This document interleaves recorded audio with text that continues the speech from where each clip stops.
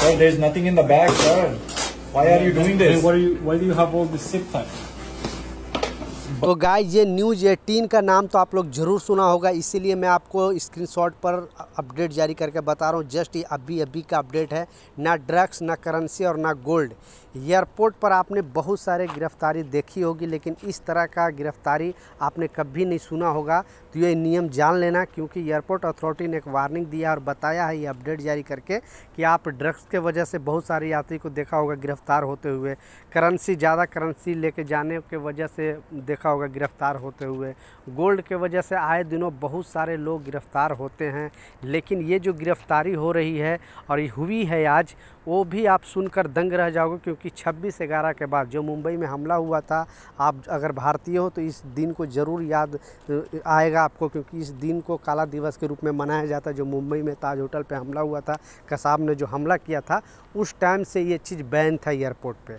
तो आप भी अगर ट्रैवल करते हो, आप किसी भी कंट्री के लिए ट्रैवल करते हो, डोमेस्टिक ट्रैवल करते हो, तो ये नियम जान लेना, नहीं तो आपके साथ भी बड़ा प्रॉब्लम हो सकता है, आपको भी गिरफ्तारी हो सकती है। ट्रैवल से रिलेटेड 3 इंपॉर्टेंट खबर सामने आ रही है। तीनों अपडेट के ऊपर आपसे बात करने वाला हूँ। 2-3 मिनट का वीडियो है, लास्ट तक ज़रूर देखना ताकि आपको पूरी जानकारी मिले।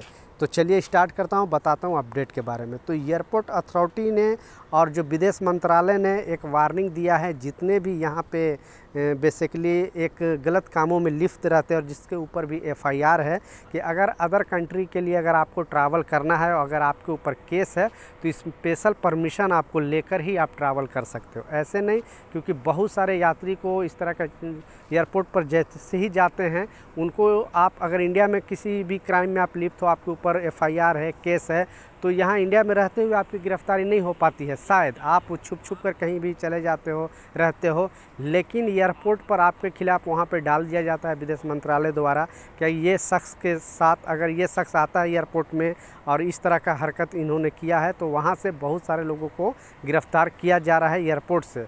तो आप भी अगर आप इस तरह का हरकत करते हो या फिर इस तरह का कामों में लिफ्ट हो, तो पहले आप अपने नज़दीकी जो थाना है जहाँ पे आपका FIR हुआ है, वहाँ से आप रिपोर्ट लेकर ही, वहाँ से परमिशन लेके ही आप विदेश का यात्रा कर सकते हैं। दूसरा जो इम्पोर्टेंट अपडेट है, आपने बिल्कुल सच पढ़ा है कि ना ड्रग्स के वजह से जो ये गिरफ़्तारी हुई है, और ना ये कैश के वजह से, और ना ये गोल्ड के वजह से। आए दिनों जैसा बताया कि गोल्ड की वजह से गिरफ्तारी होती रहती है, और 26/11 हमले के बाद जो ये बैन किया गया था, और आज ये पहली गिरफ्तारी हुई है, क्योंकि भारत सरकार ने इसे बैन किया था। जैसे ही मुझे न्यूज़ पता चला, मैं सोचा आप लोगों के साथ शेयर करूं, क्योंकि अदर कंट्री में ये सब चीज़ अलाउ है, यानी अदर कंट्री में लोग यूज करते हैं। लेकिन आप अगर इंडिया में बेसिकली फ़्लाइट से ट्रैवल करते हो या फिर आप विदेश जाना चाहते हो, आप किसी भी नेशनलिटी का हो, तो आपको एयरपोर्ट पर, इंडियन एयरपोर्ट पर बेसिकली गिरफ़्तार कर लिया जाएगा।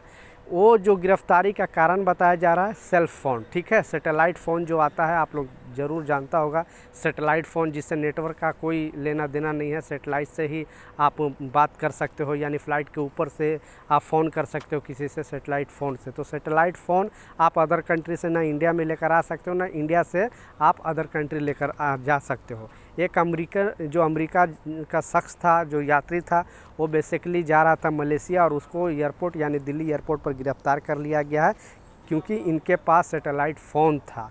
इनको नियम की जानकारी नहीं था, इसलिए विदेश मंत्रालय ने सारे लोगों को बताया है कि आप, ये तो गिरफ्तारी इंडिया में हुआ है, लेकिन किसी भी कंट्री के लिए ट्रैवल कर रहे हो तो आप वहाँ का रूल नियम आप जानना बेहद ज़रूरी। तीसरा जो सबसे इम्पोर्टेंट अपडेट है, जैसा आपको पता है कि ज़्यादातर भारतीय खाड़ी देशों में काम करते हैं, जैसे गल्फ़ कंट्री में Oman, Qatar, Saudi, Bahrain, Dubai, तो वहाँ से लोग टॉर्च लेकर आते हैं। आपको मालूम है कि बहुत सारे लोग टॉर्च लेके आते हैं, क्योंकि वहाँ का टॉर्च थोड़ा अच्छा होता है, और देखने के लिए ये सारे लोगों को एक ड्रीम होता है कि मैं यहाँ से एक अच्छा टॉर्च लेकर जाऊँ और वहाँ इंडिया में यूज करूँ। तो बेसिकली यहाँ पे अब हो क्या रहा है, मुंबई एयरपोर्ट से एक बड़ा अपडेट सामने आ रहा है, और इसमें बताया जा रहा है कि एक शख्स जो 2 साल के बाद छुट्टी काटने के लिए अपने घर पे आ रहा था, वो टॉर्च लेके आ रहा था। टॉर्च जैसे ही, क्योंकि बैटरी उसमें कनेक्ट करके लेके आ रहा था, बैटरी जो टॉर्च का बैटरी है वो अलग नहीं किया हुआ था।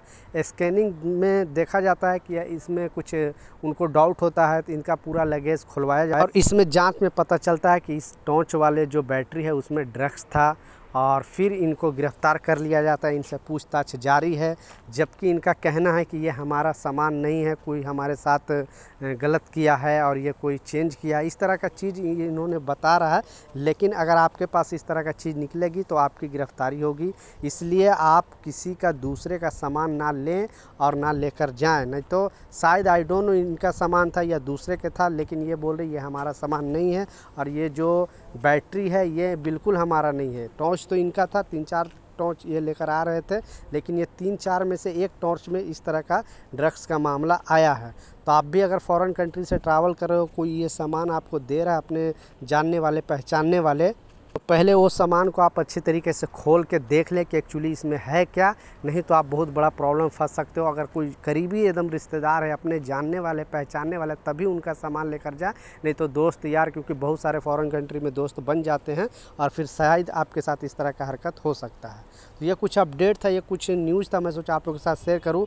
शायद आपको अटपटा सा लगे, लेकिन ये फैक्ट है। इतनी छोटी मोटी न्यूज़ आपको कोई बड़े बड़े मीडिया हाउस नहीं बताएंगे। लोग सिर्फ टीआरपी के लिए हिंदू मुस्लिम पॉलिटिक्स का ही न्यूज़ आपको बताएंगे।